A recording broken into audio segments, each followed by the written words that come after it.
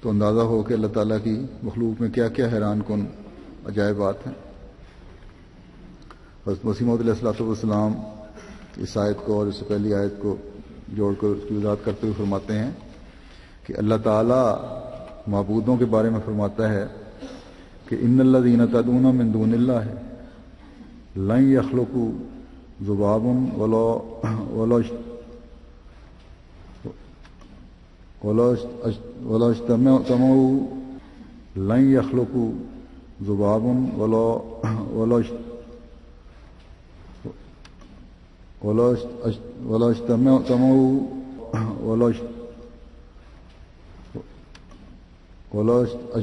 اجتمعوا له وإن يسلبهم الذباب شيئا لا يستنقذوه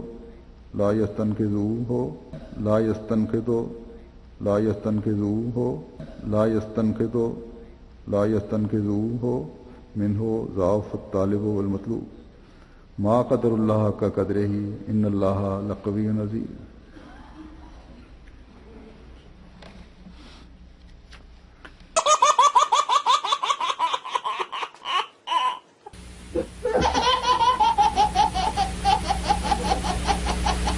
Phones have been